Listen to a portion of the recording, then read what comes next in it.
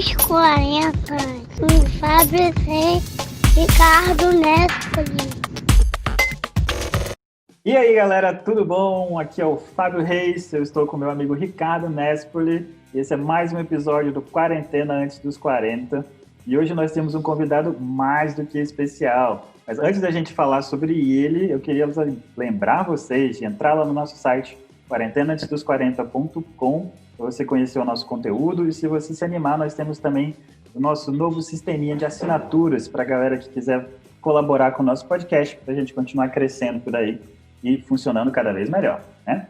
Então, já pulando para o nosso convidado, nós estamos aqui com Salvador Nogueira, gente, jornalista de ciência, colunista da Scientific American Brasil, colunista da Folha de São Paulo, né, onde tem o blog também do Mensageiro Sideral, autor de diversos livros e também sócio fundador da Associação Aeroespacial Brasileira. Gente, muito bem-vindo e muito obrigado, Salvador Nogueira. Manda um oi pra gente. Obrigado, Fábio, Ricardo, um prazer, foi muito bacana receber esse convite, bater um papo aí, um pouco de espalhar um pouquinho aí do meu amor pelo espaço aí, né, no meio dessa quarentena maluca que estamos vivendo. Obrigado pelo convite. A gente que agradece, com certeza. E é exatamente isso, é um assunto que a gente acha que é muito, que chama muito a atenção das pessoas, né, e a gente achou que seria muito bom ter você aqui com a gente. Então, para a gente começar... uma coisa que o Ricardo me passou até na época foi, nossa, ele vai fazer uma live lá do lançamento da Crew Dragon, e aí eu fui assistir, eu não consegui assistir no dia, mas eu fui assistir depois, e nossa, tipo assim, você até fala assim, nossa, tô nervoso, e eu tava nervoso vendo dias depois, assim. Sabendo o resultado, sabendo que nem tinha dado tudo certo, né? Então, não cara... tinha o Tom Hanks ali, não tinha... Pois é, mas cara, é um negócio muito forte, assim, né? É um passo muito importante, eu acho, para a humanidade de uma maneira geral, até hoje, né? Então, o que você acha? Por que você acha, então, que viagens espaciais, de uma maneira geral, são tão fascinantes e tão marcantes para a gente? Vamos começar por aí.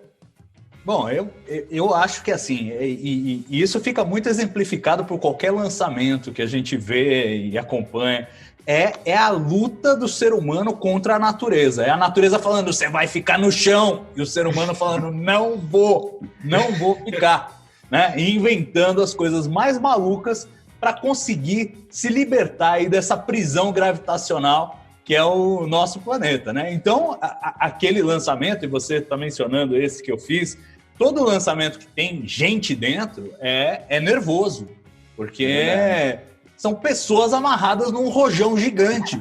A chance de dar errado não é negligenciável, é uma chance que existe, por mais que se tente ali conter eventuais dramas, riscos e tal, faz parte da emoção, né? E é sempre muito legal e muito emocionante quando a gente vê o ser humano se juntando em causa comum, né? Porque assim, tem 2 astronautas lá dentro da espaçonave, mas tem centenas de milhares de pessoas que trabalharam de alguma forma naquele lançamento e trabalhando em razão de um único evento, que é botar aqueles 2 carinhas em órbita. Então é emocionante. E é meio que profissão de fé da minha parte transmitir isso para as pessoas, falar, isso é emocionante, isso é legal, isso está acontecendo agora, isso pode nos unir como espécie. A gente vê tantos motivos para brigarmos, para não encontrarmos as coisas em comum que nós temos, e a exploração espacial acho que traz muito essa coisa da cooperação, da busca da superação e da união da humanidade. Então, para mim, entusiasma muito. Cara, e o legal é que, assim, pouca gente sabe, mas é porque, assim, a maioria das pessoas olha isso e pensa, porra, não, os caras estão querendo voar, chega lá, é na estação e volta. Mas ninguém sabe a gama de coisas, experimentos e várias atividades que se fazem na estação que, enfim, vão trazer grandes lucros, assim, não no sentido financeiro, né, mas grandes avanços para a ciência, assim, aqui para a Terra, né? Enfim, e querendo ou não, a gente só fica tranquilo quando eles pisam na Terra, né? Desde agora a gente ainda, pô, os caras estão lá, vão ter que voltar, vai ter todo esse procedimento, a gente só fica tranquilo de verdade quando esses caras põem o pé na Terra. Mas fala um pouquinho sobre essas experiências científicas e tal, que não é só voar para o espaço e voltar, tem uma série de coisas que se fazem lá, que a gente não sabe muito. É verdade. Não, sem dúvida. Os astronautas, aí no caso da Crew Dragon, eles foram e embarcaram na Estação Espacial Internacional, que é basicamente um laboratório no espaço, um único lugar onde ele tem um ambiente em que ele pode experimentar com microgravidade. Né? O que é microgravidade? É essa coisa... E, na verdade, as pessoas acham que quem está ali no espaço se libertou da gravidade da Terra e não sente mais a força da gravidade ali. A gravidade continua ali. Só que a estação espacial está caindo na direção da Terra, mas numa velocidade tal que a curvatura acompanha a curvatura da Terra, ela cai o tempo inteiro sem nunca chegar ao chão. E a mesma coisa todo mundo que está dentro dela. Todo mundo está ali caindo o tempo inteiro e sem sair ao chão, sem chegar ao chão. É aquela coisa meio... A gente pensa com glamour, né? A gente vê os caras lá voando, pô, é o Superman. Na verdade, a sensação é de estar caindo num elevador que nunca termina de cair. Essa é a sensação dos caras. Assim, né? Então, assim, você imagina aquele o estômago subindo na boca, é aquilo que os caras o corpo tem que aprender a lidar com essa sensação, que para nós é muito desconfortável, uma descida de montanha-russa, daquela, meu Deus, os caras estão o tempo inteiro nessa, e precisam se adaptar. Da mesma forma que eles precisam se adaptar, alguns fenômenos da natureza se manifestam lá de maneira diferente do que a gente vê aqui. Então, por exemplo, aqui a gravidade, naturalmente a gente vê isso, puxa tudo para o chão. Se você tem uma força muito pequena em ação, digamos uma força química, alguma coisa muito pequena, a gravidade acaba sobrepujando essa força, você não vê ela em ação. Você só vai ver se você tirar a gravidade da equação. E ali, como está todo mundo em queda livre, é como se tivesse sem gravidade. E aí eles podem experimentar. Uma série de experimentos são feitos dos mais variados tipos, desde, por exemplo, ciência de materiais. Muitas vezes, você fazer um novo material você juntar coisas e dependendo do ambiente que você junta, digamos, se você põe sob pressão ou se você põe a baixa temperatura, você tem um determinado resultado. No caso, eles podem fazer um experimento de como é produzir um material sem gravidade, né? Ou medicamentos. Isso é uma coisa muito importante. A indústria farmacêutica tem um potencial enorme a ser explorado na conquista do espaço, porque, por exemplo, desenvolvimento de medicamentos muitas vezes depende de processos como cristalização de proteína. A proteína, que é basicamente um composto que tem no seu corpo ultra complexo, que tem alguma função. Pode ser uma função de estrutura, tipo, forma o seu corpo, ou pode ser uma função metabólica, aquela proteína faz alguma coisa dentro da sua célula que processa alguma coisa. E aqui na Terra, para você determinar a forma da proteína, é muito difícil.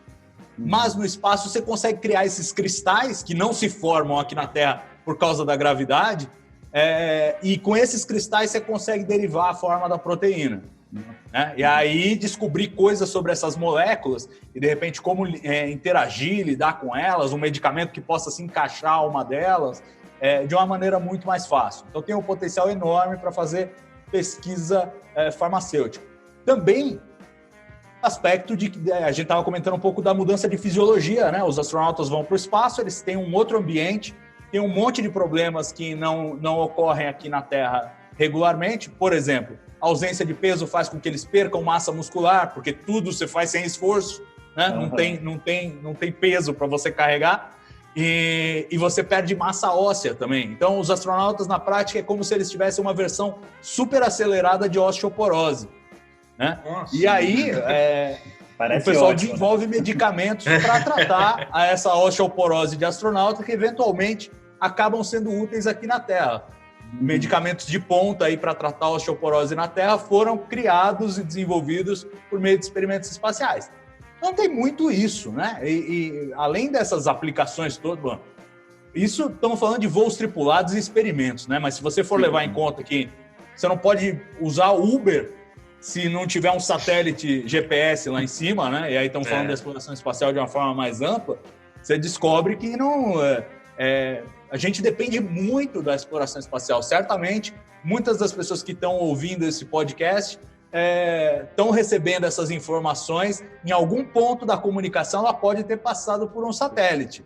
E aí você depende da exploração espacial. Então, tem muitos recursos, muitos experimentos a serem feitos. E, claro, o grande objetivo de longo prazo é ensinar a humanidade a viver longe da Terra, né? É aquela coisa que a gente estava comentando no começo, de se libertar aí dos grilhões da gravidade, mas você só se liberta para valer se você conseguir viver sem ela. Você dá um passeio e voltar não é uma grande liberdade. É uma condicional, no mínimo. É uma saída aí de Dia das Mães. Né? Ir no supermercado agora na quarentena, assim. Aquela vida no supermercado. Assim. Mais ou menos isso. Agora, para você viver fora da Terra, você precisa aprender a usar os recursos que estão fora da Terra. Então, como viver na Lua? Tem água na Lua? Pô, parece que tem gelo lá nas crateras, onde a luz do Sol nunca bate. Vamos aprender a usar esse gelo? Vamos. Em Marte, tem gelo no subsolo, vamos usar. O jipezinho que vai voar agora em julho para Marte, um dos experimentos dele é para tirar gás carbônico da atmosfera de Marte e converter em oxigênio. Por quê? Porque um dia que a gente espera que alguém precise respirar lá em Marte. Então a gente precisa saber fazer esse oxigênio e saber que funciona.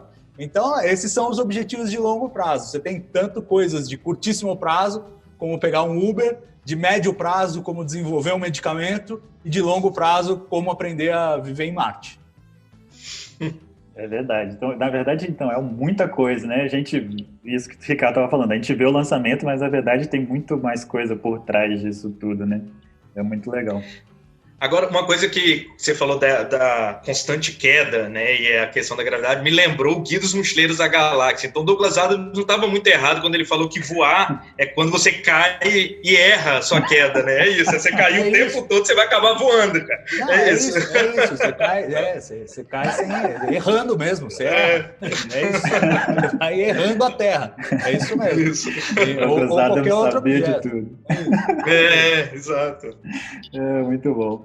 Agora só, a gente começou a estar falando dessas coisas que já são realmente muito, muito legais, mas vendo esse lançamento, cara, eu lembrei assim, de uma das, sei lá, talvez a primeira grande lembrança que eu tenho relacionada sobre viagens espaciais assim, e tal, que foi o acidente com a Columbia, né, que a Columbia explodiu quando eu estava voltando, acho que foi 2003, inclusive. E foi uma coisa que ficou muito marcada, assim, né, muito triste e tudo mais. Eu lembro também do caso da base de Alcântara, né, que teve a explosão e que também foi muito marcante. Mas eu queria, então, pular agora, assim, para essa coisa, assim, de como que isso entrou nas nossas vidas, né, e na sua vida também, Salvador. Quais são essas primeiras lembranças e o que mais te chamou e te atraiu, assim, a sua atenção para você começar a aprender um pouco mais sobre essas coisas? Bom, eu sou um apaixonado por espaço desde sempre. Eu não me lembro da primeira vez que eu... Para mim, foi uma coisa que sempre me encantou, né? É aquela coisa que muitas crianças têm mesmo. Eu quero ser astronauta. Eu tinha isso, né? Desde muito moleque. E a primeira lembrança que eu tenho é da passagem do cometa Halley, em 86. Eu tinha 7 anos, então eu estou violando um pouquinho o conceito do programa de vocês, porque eu tenho 41. Mas, enfim. Mas tudo bem, eu faço uma certidão falsa aqui, 41, não dá para arredondar. Mas, enfim. Então, assim, a passagem do Halley, na época da passagem do Halley, eu já me lembro completamente fascinado. E fascinado por Newton e gravitação universal... E a história do Halley, a periodicidade do Halley, o astrônomo que descobriu que ele era periódico, e o misticismo que havia nos cometas do passado, e Galileu, enfim. Aí eu já gostava de tudo isso, eu tinha 7 anos. Então você me pergunta, quando eu comecei a gostar? Não sei, mas a primeira vez que eu me dei conta, eu já gostava muito. E desde então é uma coisa que só cresce, né? Eu me sinto muito afortunado de poder trabalhar com isso.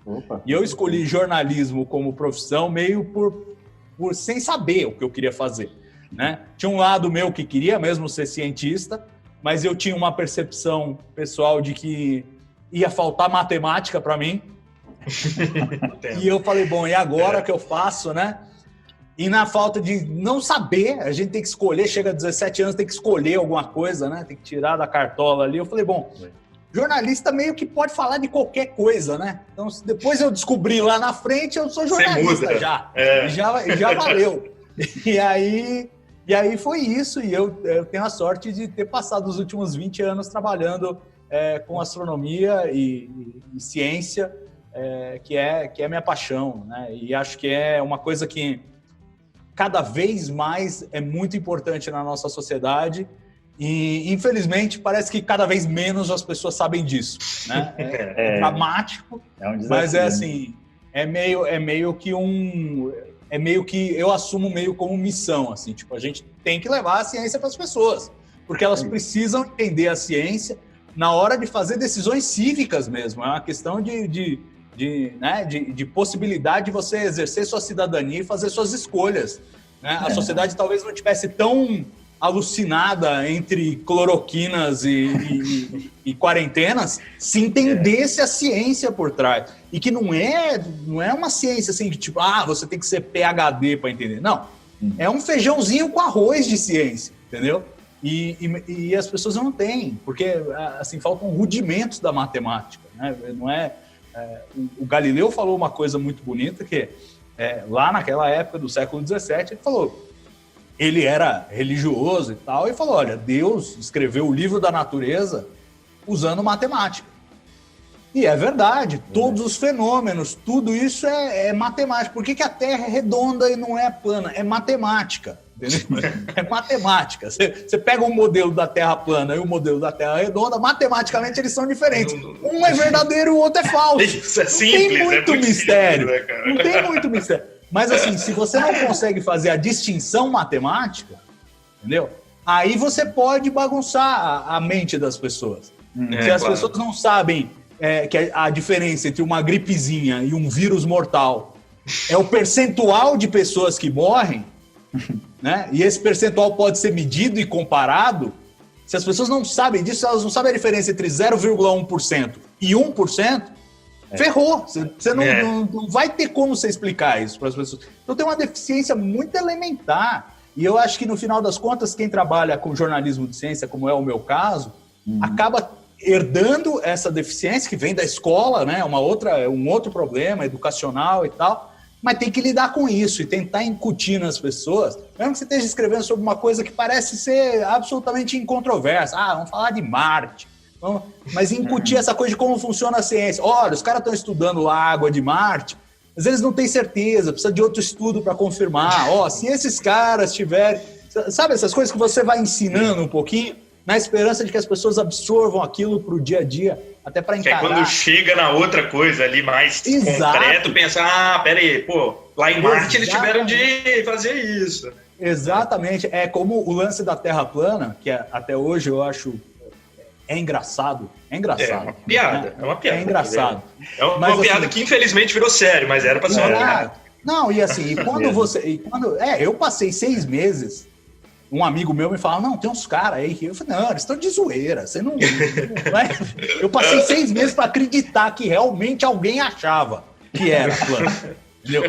Mas o que me assusta mais é que, assim, parece inofensivo, mas o fenômeno subjacente de pessoas acreditando em coisas absurdas, ele é muito perigoso. Então você fala assim, a pessoa que acredita na Terra plana é inofensiva. É verdade, mas esse é o mesmo cara que não acredita em vacina. Isso. Parece que vai testando, né? Vai testando limite, até onde vai, começou na Terra plana, vamos ver, então aquilo ali também, vai indo. Pois né? Eu acho que tem uma coisa aí que é... Terra plana é a droga de entrada. A porta de entrada, Que horror. Cara, então, o que pra mim, tipo, eu vi um documentário que tem na Netflix, que se chama Terra Plana em português até, cara, tipo, aí eles vão atrás dos principais nomes lá nos Estados Unidos e tal. Mas o que parece tipo assim, são pessoas que têm essa tendência a questionar as coisas, né, da teoria da conspiração e tal. Então, tipo, no final não é só a Terra plana, né?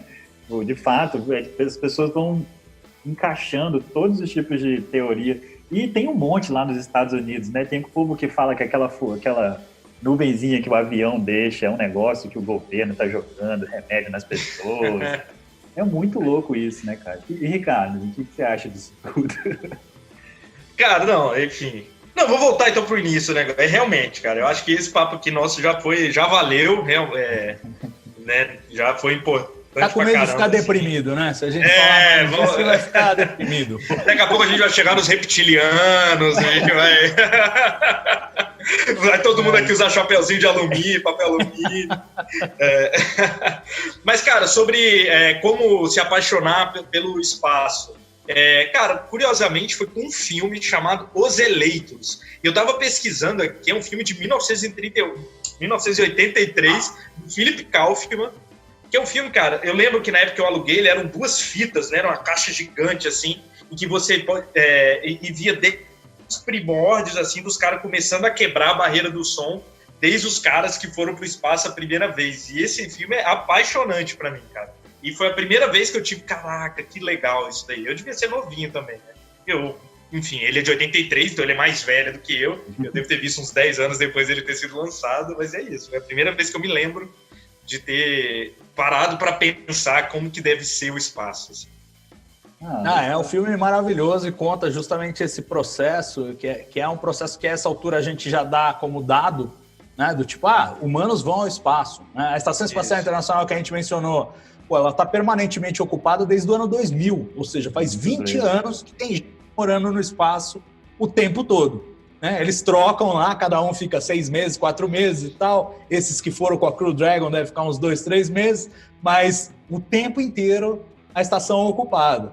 Então, aos pouquinhos, a gente vai pondo o pé para fora da Terra, né? E é um processo lento e tal, mas essa altura já é dado. Naquela época não era dado, ninguém sabia. Quando o Kennedy falou, vamos para a Lua, ninguém sabia se dava para pousar na Lua. Ou se era tipo um negócio de mingau que se afundava, entendeu? Tipo, uma poeira, uma poeira super pouco densa, como se que você afundasse a hora que você descesse ali. Então, assim, era uma época de desbravamento. Agora a gente tem uma segunda era de desbravamento, mas a gente já sabe muito, né? E é legal a gente relativizar. Muita gente compara a exploração espacial com as grandes navegações, né? Tipo, da mesma forma que a humanidade se expandiu ali, ou no caso os europeus se expandiram para outros continentes nas grandes navegações, agora a humanidade está se expandindo para outros mundos, como chamavam, né? O novo mundo. Agora, o nível de risco que a gente aceita agora, paradoxalmente, é muito menor do que o que se aceitava naquela época. Ali o cara entrava no navio e chegou no meio da viagem do Colombo e falou, melhor você voltar aí, porque a gente vai cair no fim da Terra. Tipo, não tem nada aí, velho. Você tava errado. Não, o pior é isso. Você tem um limite de comida lá, né? Tipo, aí você tá no meio do oceano, assim. Não, exato. Ele tinha que ir mentindo. Ele mentia no diário de bordo, falava que tinham viajado mais do que tinham viajado, para os caras acreditarem que tava chegando. Porque, e vou dizer, se não tivesse a América no meio do caminho, que eles queriam chegar na Índia. Se não tivesse a América no meio do caminho, eles tinham morrido tudo. É verdade. Então, assim, deu uma sorte do caramba. Hoje em dia, por mais que, claro, é aquela coisa emocionante, os caras se arriscam, mas a gente já tem uma compreensão dos riscos e uma administração dos riscos que é muito mais cuidadosa do que era feito naquela época. Né? Com certeza. Na verdade, tipo, você não manda alguém para fora sem fazer 1 milhão de cálculos e um monte de pessoas envolvidas, né? Não é como entrar na caravela e cruzar o dedo, né? De fato. Exatamente. E aí, já que a gente já começou a falar, então, também sobre os eleitos e tudo mais, Salvador, o que você indica pra gente, pros nossos ouvintes, pra gente conhecer mais sobre astronomia, sobre viagens espaciais? Agora que a gente está trancado em casa, vai ter que ser alguma coisa da internet, assim, né? Que a gente pode ver aí. Tem muita coisa boa para ver, né? Eu vou recomendar primeiro as coisas que eu acho mais, digamos, limitadas no tempo ali. E se a pessoa gostar, de repente ela pode embarcar numa coisa mais longa, né? Então, eu acho que, assim, de filmes, eu destacaria, para ficar mais nessa linha da exploração espacial atual, eu acho que o melhor é Perdido em Marte. Perdido em Marte é um baita de um filme. Legal. O cara fica lá isolado, Mark Watney, feito pelo... Esqueci o nome do ator, se alguém lembrar. Matt Damon. Matt Damon, exatamente. E, tipo, ele vai para uma expedição a Marte, a tripulação tem que voltar por causa de uma tempestade de poeira e ele fica sozinho lá. Ele não consegue voltar e fica sozinho lá, tem que sobreviver lá. A pesquisa em cima daquilo, tipo, a realidade daquilo é muito concreta. Não é? Você acha que é ficção, o cara cultivar batata? Não. É tudo para valer aquilo ali. Então, assim, muito legal o filme, dá uma referência muito boa do que se pode fazer e do que não se pode fazer, né, das limitações e tudo mais. Outro filme que eu recomendo aí, já mais especulativo, mas ainda assim muito interessante e muito de acordo com os nossos tempos, é o Interestelar. Eu digo mais maluco porque assim, aí já entra em buraco de minhoca, teoria da relatividade, mecânica quântica, coisas super complicadas de compreender, mas ainda assim o filme tem um rigor, né? Não é uma coisas que existem, é isso. Exato, né? Exato. Né? Então, tipo, quando você vê o efeito relativístico de que o tempo passa mais devagar no planeta que está mais perto do buraco negro, isso é verdade, isso realmente acontece. Acredite se quiser. Né? Então é muito legal para a gente observar. E eu acho ele muito arguto também, porque ele mostra, ele pegou a nossa época e fez uma leitura para frente, né? Em que as pessoas ficaram tão obtusas com relação à ciência que a NASA vira uma organização clandestina e os americanos têm que vender a ideia de que a ida à Lua foi tudo uma fraude mesmo, era só para enganar os russos, porque o povo não aceitava mais que se gastasse dinheiro com exploração espacial e a cultura toda virou um foco na produção de alimentos, e a NASA vira clandestina. Então, acho que tem uma crítica muito legal aí do momento atual que a gente vive e do desespero que é uma sociedade que esquece o que é ciência. Né? Ali a gente tem um exemplo disso e a importância de relembrar. Né? No fim, é a ciência que vai salvar a humanidade naquele futuro pós-apocalíptico não tão distante que nós estamos vivendo aí por esses dias. Então, né, na época parecia um pouco forçado, agora um pouco menos, vai saber daqui 5 anos. 5 anos a gente volta aqui e a gente comenta sobre isso. Não, daqui a 5 anos a gente vai nem ver o filme, não vai nem conseguir. Exato, não tem mais filme. Não vai ter. Já queimaram todas as cópias. Enfim. E agora, e assim, o clássico que tem que recomendar, não tem jeito, se você quer uma introdução à mecânica celeste, voo espacial e os pequenos e grandes temas da exploração espacial, é 2001, Uma Odisseia no Espaço. Não dá para fugir deles. Ele é um filme imortal.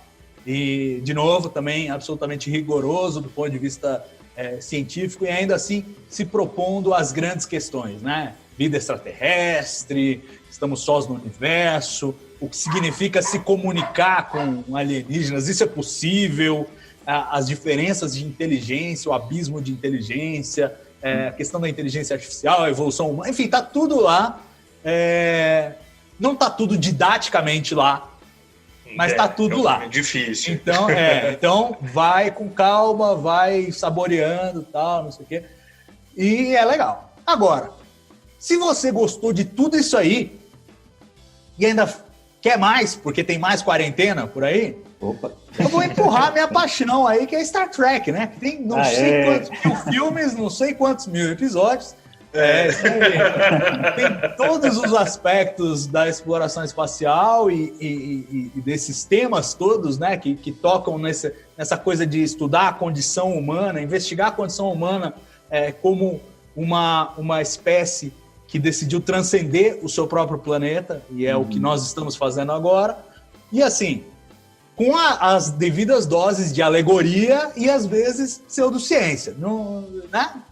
Entre o drama e a ciência, em Star Trek, eles sempre escolhem o drama. Mas se der para pôr a ciência junto, eles colocam.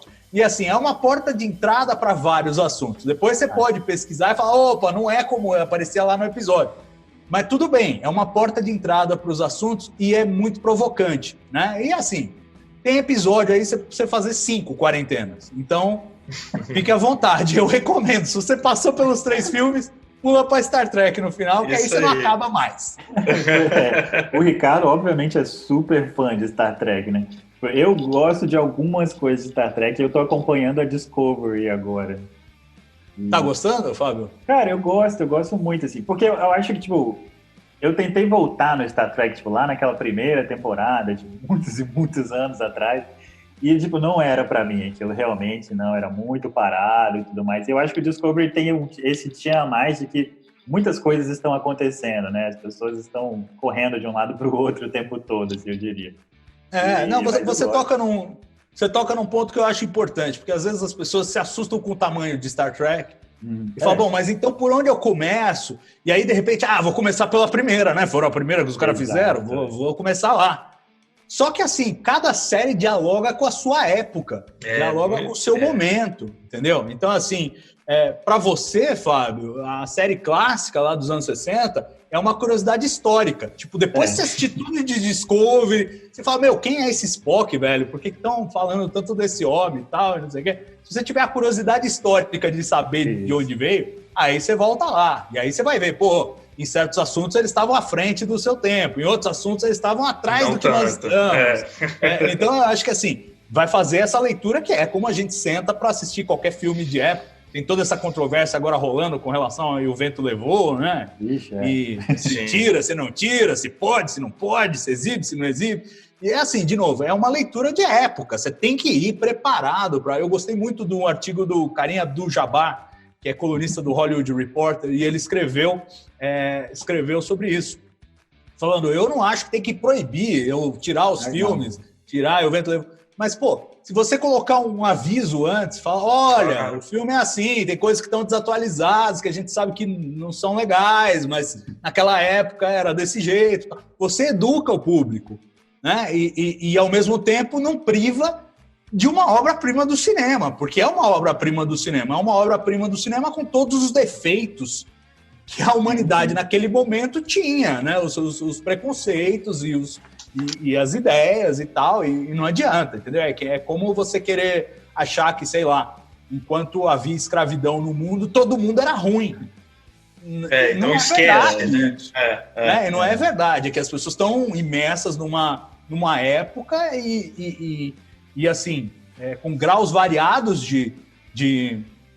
digamos, de sensibilidade a essas questões, mas ainda assim o ser humano, e isso é uma coisa que eu gosto muito de Star Trek para voltar ao ponto de partida, que é assim, mostra o ser humano como uma criatura falível, uma criatura sujeita a tropeços, mas com muita vontade de aprender e se melhorar, né? E buscando sempre aprender mais e melhorar. Então, para citar Discovery que o Fábio viu, a Michael que começa a série não é a Michael que está terminando a primeira temporada ou a segunda temporada, é uma outra pessoa que aprendeu mais, que está mais madura, que sabe mais. E eu acho que esse é parte da grande vivência que é assistir filmes e séries, é isso.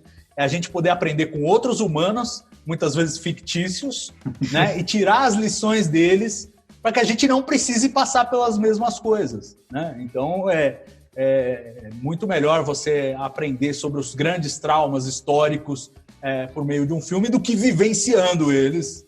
Né? Sem dúvida. Mas tem gente também que assiste o filme, a série, como se fosse só umas imagens passando assim, né? Não consegue interpretar absolutamente nada do que está se passando ali. É impressionante, né? Mas aí eu acho que a gente lida, assim, para qualquer série, para qualquer lugar. Claro. A humanidade é muito diversa e é diversa nisso também, né? É diversa na capacidade das pessoas de ter mais ou menos empatia com os personagens, de ter mais ou menos identificação e ter mais ou menos compreensão do que tá acontecendo. Agora, tem que experimentar, né? Tem que experimentar. Aí cada um vê o que cabe com cada um. Com certeza. Você falou, foi até interessante, você falou que eu deveria assistir a primeira temporada tipo, depois, com uma curiosidade histórica, porque eu sou historiador, de fato, né? E essa questão do Star Trek, mas principalmente do E o Vento Levou aí, é importante, eu acho, exatamente por ser uma fonte histórica, né, querendo ou não. Tipo, você não pode excluir a humanidade de uma fonte histórica. A fonte histórica tem que estar lá. Mas, como toda fonte histórica, ela tem que ser analisada e criticada, né?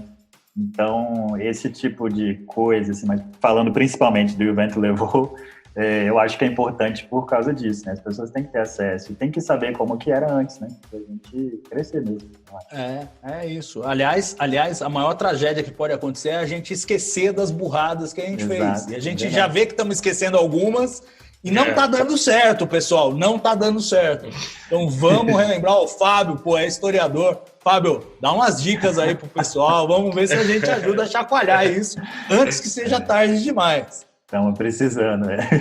E aí, voltando para o Star Trek e para outras coisas, assim, uma das nossas ideias era falar do Star Trek, com certeza, e discutir essa questão, tipo assim, de até onde tem realidade ou não, né? Que é o assunto que a gente já começou assim também. E eu queria trazer uma outra coisa, um filme agora, que você não comentou, mas que eu gosto muito, mas ele fala sobre o contato com vidas extraterrestres, que é o Contato, fato, que é baseado no livro do Carl Sagan e tudo mais. E aí eu não sei se a gente pode voltar nessa questão, tipo assim, do que esses filmes e séries têm de real ou não, como que a gente pode prestar um pouco mais atenção nisso, e se você tiver outras dicas de séries aí também. Não, Contato é um filme maravilhoso, né? Teve um outro também muito interessante que saiu por esses tempos, sobre justamente contato com vida extraterrestre. Eu juro que eu esqueci o nome do filme. Mas é aquele o Ricardo, quem sabe me ajuda. Dos polvos gigantes lá, A Chegada. A Chegada, isso. A Chegada. Filmaço. É outro filme incrível que fala um pouco disso, né? Eu gosto muito do Contato, você citou o Contato, porque o Contato, além dele refletir essa coisa toda da busca por inteligência extraterrestre do jeito que a gente faz hoje, do jeito que a gente sabe fazer, que é apontando o radiotelescópio para a estrela e ver se tem alguém mandando alguma coisa para cá, né? Você já imagina que tem um fator de sorte absurdo envolvido nisso, né? O cara tem que estar transmitindo na no hora, momento em que você apontou para lá e, assim, tudo tem que se encaixar. E, assim, na prática, se a estrela está a 10 anos-luz, ele tem que ter transmitido há 10 anos e você pegar agora, apontar agora e tal, então, enfim, é altamente improvável e o filme lida com isso. Inclusive, a personagem da Jodie Foster é inspirada numa pessoa real, líder do Projeto 7 e tal, que era amiga do Carl Sagan e que fez o Projeto Fênix e tal. Mais ou menos a mesma história do filme, né? Tipo, tiram o dinheiro deles e eles vão atrás de financiamento privado e tal, e fazem o projeto. A diferença é que ela não achou nada ainda, a Jill Tarter, né? Era o nome da... Na vida real, ela não achou nada. Agora, o filme é muito interessante porque, assim, no final, ele dá uma chacoalhada, principalmente na protagonista, né? Do tipo, será que você achou mesmo alguma coisa ou não? E ela descobre que, no final, é uma experiência pessoal. E, assim, sendo uma experiência pessoal... é uma questão de fé. Ela não sabe, ela não tem como provar para os outros que ela vivenciou aquilo que ela vivenciou. E eu acho essa provocação muito interessante e, assim, muito da sensibilidade do Carl Sagan, que era um cara que tinha mesmo essas nuances. Ele tinha muito cuidado, né, com esse tipo de conversa sobre ateísmo, religião, né? E o que me marca nesse filme, eu acho, é isso, de uma maneira geral. Mas também, não tem spoiler, né? O filme é muito antigo. Mas, tipo, quando ela chega lá e ela começa a conversar com um alienígena, né, que toma a forma do pai dela e tal, ela pergunta como que eles chegaram ali, como que eles construíram tudo aquilo. Eles falam, não, a gente chegou e já estava aqui, né? E, tipo, a gente só está usando. Então, tipo, eles também estão numa outra busca. É uma coisa que vai muito além, né? Tipo, uma busca que nunca termina, assim. É muito legal. E eu acho que tudo isso dialoga com as reflexões que a gente faz, e o Carl mesmo faz nos livros dele. Se o pessoal aí na quarentena tiver tempo para não só ver os filmes, vai ler os livros do Carl Sagan, vai ler O Mundo Assombrado pelos Demônios, que A Ordem do Dia e tal. Mas, assim, essa coisa de que nós somos, e todas as formas de vida pensante, em última análise, são uma tentativa do universo de entender a si mesmo. Né? Essa busca nossa de entender, nós somos compostos por átomos que foram forjados em estrelas que nasceram de matéria-prima que veio do Big Bang, e são os mesmos átomos desde o começo, fazendo algumas permutações até chegar em formas como nós, que por algum motivo resolvem pensar sobre sobre o próprio universo, né? Então nós somos o universo tentando entender a si mesmo. E esse diálogo, de repente essas inteligências estarem pipocando em vários pontos do universo, e você ter essas intersecções como essa no filme, que você tem um encontro de duas civilizações, ambas nesse esforço aí de tentarem entender o universo e se encontrando em causa comum, eu acho maravilhoso isso, porque, de certa maneira, são criaturas que não têm nada em comum, mas, ao mesmo tempo, elas têm a busca mais essencial em comum, né? A natureza ali mais essencial em comum. Então, é uma reflexão fantástica e que coloca a gente num outro olhar, né? Numa outra perspectiva para a nossa vida aqui na Terra, para as nossas disputas mais infantis. Eu acho algumas coisas, e assim, eu não sei se as pessoas acham que eu sou ingênuo, mas eu acho muito infantil essa coisa de você risca no mapa uma linha e aí de um lado manda um cara, de outro lado manda outro cara, e tipo, velho, é um planeta, era um rio, não tem essa, tudo isso está na nossa cabeça, a gente inventou essas divisões, disputas, tudo da nossa cabeça. Então, se a gente mudar a cabeça, a gente muda as disputas também, elas desaparecem, elas somem, entendeu? E eu não consigo levar a sério essas coisas. Quando você começa a encarar a exploração espacial como uma coisa mais séria, e você vê uma foto da Lua tirada da Terra, tirada da Lua, você fala, pô, é uma bolinha ali no meio do escuro, velho. É isso. Como disse o Cal, é um pálido ponto azul. E a gente vai ficar aqui se matando pelo lado do rio, lado esquerdo do rio, lado direito do rio. Pelo amor de Deus! Olha o que nós somos e olha o que está lá fora esperando a gente, né? Se a gente entender o que nós somos uma espécie de macaco sem rabo, que está tentando descobrir seu lugar no universo. É isso que nós somos. Não finge que nós somos, estamos disputando, não sei. Não, é isso. É o que nos une a todos. E acho que essas provocações que o cinema e a literatura fazem ajudam muito a gente a começar a enxergar essas coisas, né? As amarras que nós temos por falta de imaginação, às vezes, de enxergar que o mundo é um pouco mais amplo do que os limites que a gente impõe a si mesmo. É verdade. E eu acho que você, assim, gostei muito da dica também do mundo habitado por demônios, assombrado por demônios, né, do Carl Sagan. Eu li e achei muito bom. Agora eu recomendei para o Ricardo uma vez, para ele assistir o Contato nesse podcast. Falou mesmo.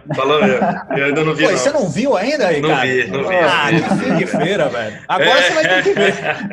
Exato. Agora eu tô sem pressão, fui impressionado agora, fui cobrado ao vivo, né?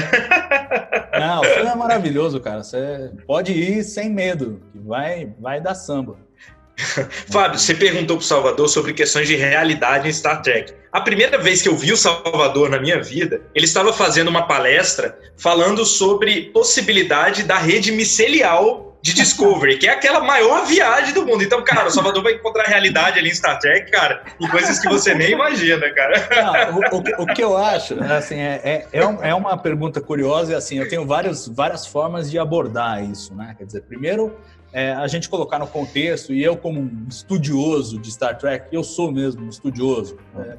O Fábio é um historiador, eu sou um historiador de Star Trek. Eu estudo Star Trek. Livro literalmente cabeceira aqui do Salvador. Aí, ó. Que fica aqui do lado sempre. Boa. Bom jabá. A gente vê desde o começo as primeiras trocas de memorando ali entre o Gene Roddenberry, que é o criador, os roteiristas, os consultores científicos e tal. Eles tinham uma preocupação muito grande em ser verossímeis do ponto de vista científico. Tinham, né? Mas a prioridade sempre era: precisamos fazer uma história de aventura bacana que entretém as pessoas por 1 hora, porque se a gente não chamar 20 milhões de pessoas toda semana para assistirem, não vai ter série. Então essa é a prioridade 1. Se a gente tiver que sacrificar alguma coisa, nós vamos sacrificar a ciência e não o drama, né? Então tem que ter essa leitura. Tendo essa leitura, o que eu acho muito legal de Star Trek, historicamente, é que, assim, duas coisas. Primeiro, a capacidade e a falta de medo de propor ideias especulativas. né? De falar, ó, isso aqui parece muita viagem, mas vai que, né? Vai que. E assim, você tem uma série, você tem dezenas de episódios, você pode explorar dezenas de ideias, nem todas elas serão igualmente incríveis. Mas tudo bem, você tem essa possibilidade, né? E eles fazem isso, e algumas coisas que você consideraria completos absurdos, inclusive motivados por questões de produção, né? Então, por exemplo, o teletransporte. Teletransporte é uma coisa sem pé nem cabeça. Se você for parar para pensar, é um negócio tipo... E por que os caras botaram o teletransporte? Porque eles falaram, não temos dinheiro para pousar a nave. Não tem, não dá. Toda semana ela tem que pousar no planeta. Não tem orçamento para isso. Ah, tudo bem, a gente faz o teletransporte. O cara entra numa sala, desaparece aqui, aparece ali, tá resolvido. Acabou o problema de orçamento, né? Mas, o que acontece? Hoje, a gente vê cientistas falando a sério disso aí. Né? Falando a sério, fazendo experimentos de teletransporte quântico, que não é igual ao teletransporte de Star Trek, não é que nós vamos começar... Seria bom, mas não vamos.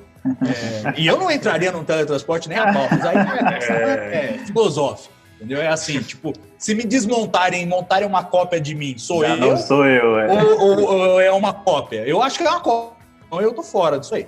Mas enfim, tem um debate sobre isso na série Breaking Bad, cara, que a galera tá lá chapada falando sobre isso, e eles falam, cara, eles matam uma pessoa e colocam outra toda vez que tem o teletransporte, né, cara? Eles sempre e eu acho que eles fazem isso mesmo. Mas é uma discussão filosófica. Tem um livro chamado A Metafísica de Star Trek, discute um monte de coisa. Aposto que o roteirista desse episódio do Breaking Bad deve ter lido esse livro. Pode ser. Todos os argumentos. E o filósofo naquela ocasião, é o Richard Hanley, ele conclui que não, é a mesma pessoa sim e pronto. Ah, entendi. Mas ele acha isso, eu não acho. Isso. Nem você nem o Dr. McCoy acha. Pode achar uma coisa. Eu o Dr. McCoy. Eu acho que não. Mas enfim, o ponto é, esse tipo de provocação pode parecer um absurdo quando foi lançado lá nos anos 60, mas não só deixa de ser um absurdo uma vez que você coloca no contexto correto, como às vezes é fonte de inspiração, né? Os cientistas que começaram a pensar em teletransporte talvez tenham sido inspirados por esse negócio. Como a dobra espacial também é a mesma coisa. Os caras, precisamos que a nave chegue num planeta toda semana. Não sabemos como. Ah, tudo bem, dobra o espaço aí e câmbio, entendeu? Isso. Mas como? Sei lá como. Esse é o problema da Enterprise, né? Aperta o botão lá, né? Exato, aperta o botão, manda o Sulo que ele sabe como faz. Agora, aí você pega 20 anos depois, um físico mexicano chamado Miguel Alcubierre, fazendo as contas do que precisaria em termos de matéria e energia, configuração do espaço-tempo, para fazer uma dobra espacial, uma bolha de dobra igual a da Enterprise. A conta não foi muito boa, diz que precisa de toda a energia do universo, o que não é bom. Isso é um problema, não é muito econômico, né? Não é muito econômico, mas enfim, foi a primeira conta. Desde então fizeram outras contas, já diminuíram a massa da Voyager. Da Voyager, não a Voyager de Star Trek, a Voyager da NASA. Talvez já desce e tal, mas assim, converter toda a massa da Voyager em energia também não é batatinha, né? Porque você pega ali a bomba de Hiroshima, por exemplo, os caras converteram 0,7 grama. Nossa. Aquela explosão é a conversão de matéria em energia de tipo 0,7 grama. O resto é porcaria que explode. O que converteu mesmo foi isso aí. A taxa de conversão era essa. E faz aquele estrago lá. Então é um bocado de energia, né? O Einstein já falou, né? Energia igual massa multiplicada pelo quadrado da velocidade da luz. A dica é que o quadrado da velocidade da luz é um número bem grande.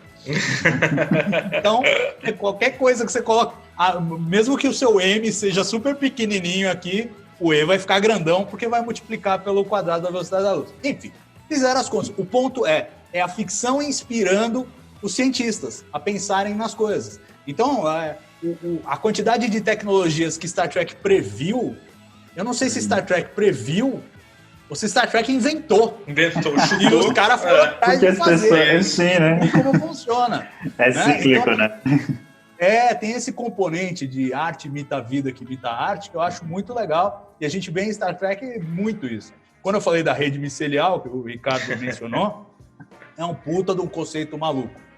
Mas, por outro lado, desde essa minha apresentação, Ricardo, saiu um paper Aí, ó. Está escrito na Scientific American sobre isso. Saiu um paper com os caras que usaram um modelo de computador que simula o micélio, né? Biologia, simula como é que os fungos lá, os caras formam aquelas redes para colher alimento e tal, não sei o quê. O cara usou isso para cosmologia, para descobrir a distribuição de matéria escura. E aí usou as imagens do Hubble e viu que batia mesmo. Uma coisa batia com a outra. Então, assim, é especulativo? É. Eu acredito que exista a rede micelial? Não. Não acredito. Não acredito. Eu acho que não existe. Mas que existe uma coisa muito curiosa na similaridade de padrões entre a distribuição de matéria no universo, nas maiores escalas, né, a chamada teia cósmica, e em como o micélio se espalha para colher alimento, para colher nutrientes aí nas florestas por aí, existe essa sobreposição curiosa de padrões, isso não há dúvida. E se escritores de ficção científica que de repente comeram um ou outro cogumelo acham que vale a pena explorar isso, a ideia para uma série, pô, eu sou totalmente a favor, velho. Isso aí, vai, isso aí. É isso aí, muito bom. Gente, por uma questão de tempo mesmo, a gente vai passar para a nossa última pergunta agora. E vão ser dicas mais relacionadas para pós-quarentena, para quando a gente começar a voltar a visitar os lugares, Salvador. E é basicamente o seguinte: que lugares que a gente pode ir assim, pessoalmente, aqui no Espírito Santo, bem, não sei se você vai saber, mas aqui ou aí em São Paulo, ou qualquer lugar do Brasil, que a gente possa visitar, que a gente possa conhecer um pouco mais sobre o espaço, astronomia, viagens espaciais, tudo isso. Pois é, uma pergunta ingrata aqui no Brasil, né? É difícil, mas, enfim, difícil. A gente tenta.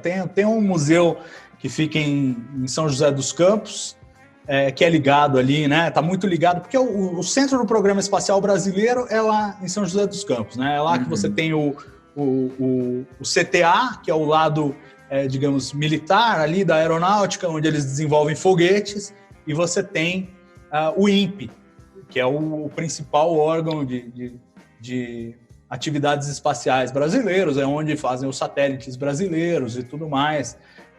E lá em São José dos Campos tem um museu ali atrelado, é tudo no mesmo núcleo, né? Ali tem um polo tecnológico.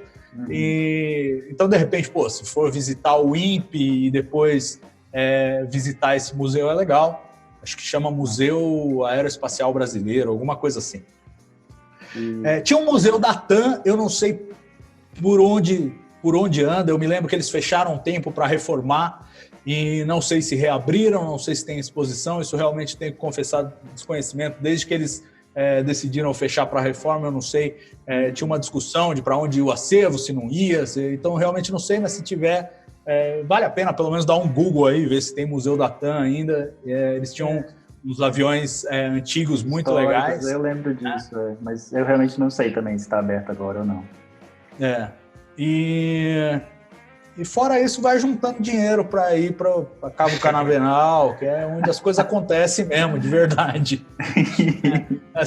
Porque assim, eu espero, ainda no meu tempo de vida, que é um pouquinho mais curto que o de vocês, não muito, um pouquinho mais curto, a gente ainda vai ver coisas muito legais acontecendo em Alcântara, onde tem o centro de lançamento lá, e eles querem desenvolver, querem comercializar, sou super a favor, espero que aconteça.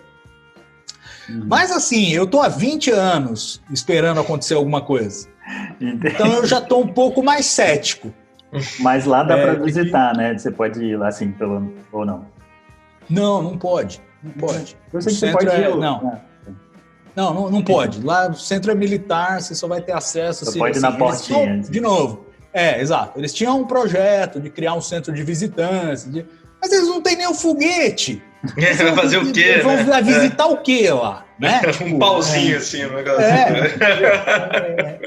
Então tá bom. É muito complicado. Existe o projeto, é um projeto legal, ele está andando, embora muito devagar, de tentar atrair empresas ali, sejam nacionais, sejam estrangeiras, fazer lançamentos comerciais.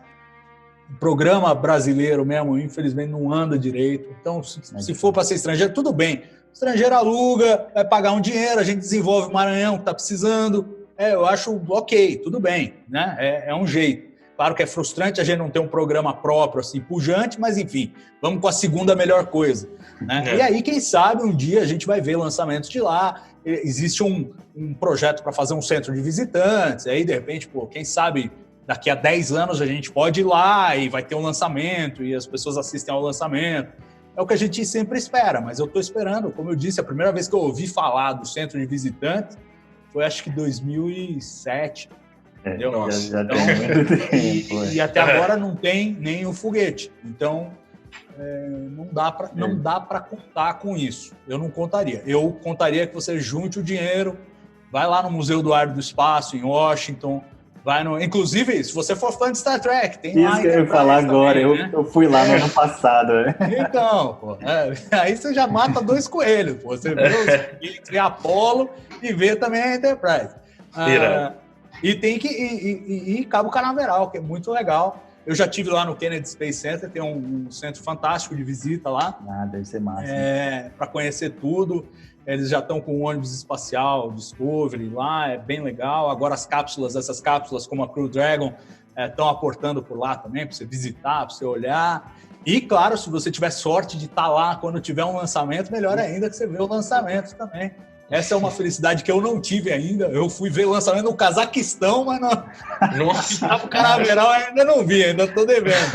Mas eu espero ver ainda um dia, quando sairmos dessa terrível pandemia aí que nos assola a todos, né? Agora, ver um lançamento deve ser realmente muito legal, né?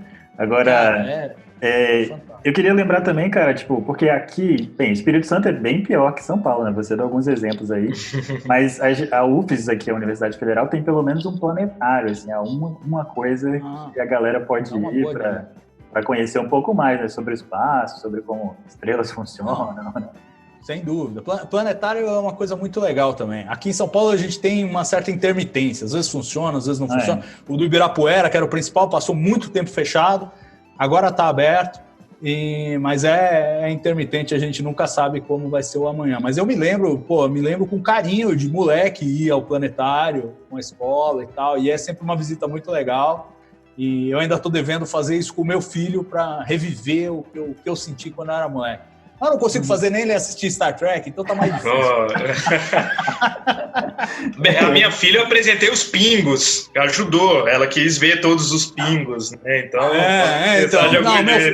meu filho só gosta do Gorn lá, do lagartão, do Arena. É a única coisa que ele gosta do lagartão, assim, porque ele era tão pequenininho quando ele viu o lagartão que ficou na cabeça dele. Ficou na cabeça, né? Muito bom. Cara, então, você falou que você foi lá no Museu do Ar e do Espaço, né, nos Estados Unidos. Eu também fui uma vez no museu, lá em Nova York, né, que tem o Museu de História Natural. Não é? O Museu de História Natural. Onde que tem um planetário lá e meu Deus, fugiu, o Neil deGrasse Tyson, né, que trabalha lá e tal. E aí o passeio lá do planetário também é muito legal, né, é ele que faz a narração, inclusive, com aquela voz bonita que ele tem, assim, é bem maneiro. Eu ouvi falar, no dia que eu fui ele não estava, mas ouvi falar que nos dias que ele está lá, ele vai lá também no planetário, faz apresentações mesmo. Ele é o diretor do Planetário Hayden e ele ficou famoso lá no Planetário Hayden. Hoje ele virou arroz de festa, né? Qualquer filme do Superman tem lá, o Neil deGrasse Tyson e tal. Mas houve um tempo que o cara ficou famoso porque ele ajudou a derrubar Plutão do Sistema Solar, rebaixar Plutão para a segunda divisão. Foi uma controvérsia na época, porque foi antes da decisão da União Astronômica Internacional. Ele foi o primeiro cara a derrubar Plutão e derrubou lá no Planetário Hayden. Então, nos Estados Unidos, ele falou, não, isso aqui é cinturão de Kuiper, tira daí, isso aí não é planeta, desculpa aí, não é. E os caras, mas como você tira? Não, mas não é, não adianta você dizer que é, só porque você gosta do Plutão. Não é. E aí, depois que ele fez isso, e na época foi um escândalo, acho que 2003, 2004, alguma coisa assim, só em 2006 mesmo que eles iam, ou foi 2009, agora eu já não me lembro mais as datas, estou ficando velho. Mas, aí depois derrubaram oficialmente, e até hoje tem gente querendo trazer Plutão de volta para o Sistema Solar. Desde o outro tem uma matéria, né? Falando. Agora no fim das contas, eu acho que no fim das contas é aquela coisa, é você achar que o nome que você dá vai mudar quem é. Pois é. Plutão é um lugar legal pra caramba. Só não é planeta, mas é super legal. Mas entendeu? ainda é Plutão, assim, não tem problema. E tem luas que são muito mais legais do que alguns planetas. Entendeu? Você pega a Europa, a lua de Júpiter, né? Que pode ter um oceano de água sob uma crosta de gelo, que pode ter vida lá dentro, fontes hidrotermais. Ah, puta lua legal, e é uma lua. Não vai chamar de planeta só porque é legal, né? Então, tá na segunda divisão. Agora você pega Mercúrio. Mercúrio é um planeta, um planeta chato pra caramba. Parece a nossa Lua, que é mais sem graça. Só que a nossa Lua é 500 graus, assim, tipo, não é um lugar legal. Dá nem pra chegar perto. Exato, não é um lugar legal. Nem pra visitar, nem pra morar. Então, essa não entra nas nossas dicas. Não vá para Mercúrio, não vá. Mas eu acho que a gente vai ter a grande revolução espacial quando as pessoas pensarem nesses planetas todos, nesses corpos celestes, como lugares, de fato. Porque é o que eles são, né? E a gente não tem essa percepção porque ninguém foi para lá. Mas o dia que as pessoas forem para lá, para visitar, ou para morar, ou para trabalhar, aí você vai começar a se ligar. Pô, Marte é um lugar, velho. Não é? Pode pisar e tal, é igual, exato. Eu acho que essa transição ainda, que é ainda, digamos, seria a última etapa da Revolução Copernicana, né? Você tem que não acabou ainda, né? Bom, falando de Terra plana, a gente vê que não acabou, mas enfim. Terra plana nem começou ainda, porque mesmo quem acreditava que a Terra era o centro do universo lá na época do Copérnico, já sabia que era que redonda. pelo menos era redonda, caralho. Mas, enfim, o ponto é uma revolução que não acabou, ela está inconclusa. E essa ideia do copernicanismo, que assim, a Terra é só mais um planeta de vários planetas, só vai se tornar uma coisa concreta quando as pessoas visitarem outros planetas e entenderem, não, aqui só é mais deserto o bagulho, mas é um lugar também, tipo, aqui o Grand Canyon não é muito diferente. Diferente, é verdade. É isso, mas a gente vai chegar lá, um passinho de cada vez a gente chega. Tá certo. Então, gente, vamos acabar com essa mensagem boa aí, de que um passinho de cada vez a gente chega lá. E aproveito, então, para agradecer muito, Salvador, por estar aqui com a gente, foi sensacional bater esse papo. Ricardo, deixa aí seu agradecimento também e a gente termina com a mensagem do Salvador para todo mundo. É isso, é meio sem palavras mesmo, a gente tá brincando, mas é porque a gente começou um podcast que é pequeno e tal, e a gente vai falando com as pessoas e as pessoas compram a nossa ideia, isso é bem legal. Então eu quero agradecer muito ao Salvador, como eu disse, conheci o Salvador nas convenções de Star Trek, acho que a da Rede Micelial nem foi a primeira, eu falei a primeira vez, mas não foi, acho que foi o segundo. Mas enfim, é um cara que eu conheço muito por conta do Star Trek, realmente, de fato, eu tenho o livro dele aqui de cabeceira, porque eu faço um podcast de Star Trek, é o Barba do Riker, que inclusive o Salvador toca a camisa do Black Alert, que é um outro podcast que eu sempre falo sobre ele aqui também, que é um podcast sobre Star Trek e tal, que a gente brinca que é um podcast irmão lá da Rede Trek Brasilis. Enfim, e tá aqui fazendo esse papo, cara, é muito legal, porque são coisas, inclusive, que a gente não fala, né, no nosso dia a dia e tal, e são coisas interessantes que acontecem, que tem gente que vive para isso, que vive sobre isso. Então, quero agradecer muito a experiência, enfim, e a possibilidade de estar podendo ter essa conversa. É isso aí, mas a gente não fala no dia a dia, falem sobre você, eu falo sobre isso todo dia. Não, gente, foi um grande prazer participar aqui, um papo muito, muito bacana. Espero que as pessoas tenham gostado tanto de ouvir quanto eu gostei de falar aqui. Foi muito legal, agradeço o convite de vocês e vou tentar não ficar muito mais velho para vocês poderem me chamar de volta numa futura oportunidade. Com certeza. Pode deixar. Um abraço a vocês, gente. Valeu, Salvador. Obrigadão, Salvador. Valeu, gente. Galera, esse foi o papo mais divertido que a gente teve, foi muito engraçado e foi muito legal discutir, né, sobre essas questões científicas. Então, agradecemos mais uma vez ao Salvador por estar aqui entre nós e vamos convidar todos vocês, então, para continuar acompanhando nossas redes sociais. Vai lá no Facebook, Twitter, Instagram, no YouTube para ver os nossos vídeos. Lembra que isso vai estar em vídeo.